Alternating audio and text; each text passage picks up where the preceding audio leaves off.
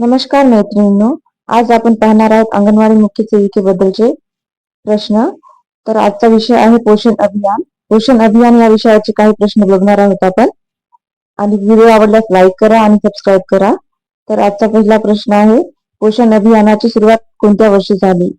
तर याचे योग्य उत्तर आहे 2008.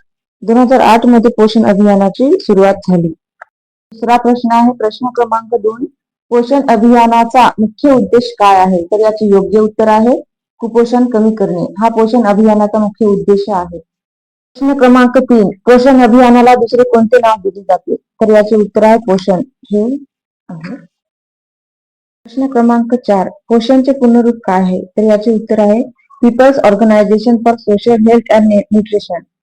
हे पोषणचे पूर्ण स्वरूप आहे. आणि याचा 5वा प्रश्न आहे, पोषण अभियानाचा मुख्य भर कोणावर असते? तर याचे योग्य उत्तर आहे महिला व बालकाचे पोषण. क्रमांक 6, पोषण अभियानात अंगणवाडी केंद्राची भूमिका कशी असते? तर ती अत्यंत महत्वाची असते. 7, पोषण अभियानामध्ये कोणती समस्या कमी करण्यावर भर दिला जातो?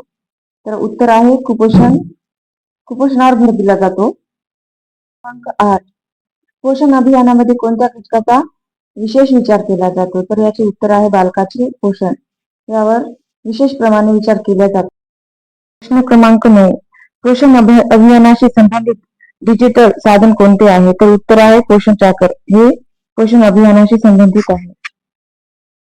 क्रमांक 10, पोषण अभियानामध्ये अंगणवाडी सेविकेचे महत्वाचे कार्य काय कोणते? तर उत्तर आहे पोषण विषयक जनजागृती करणे. तर आजचे प्रश्न झालेले आहेत. पुढचे प्रश्न बघू पुढच्या व्हिडिओमध्ये. तोपर्यंत बाय.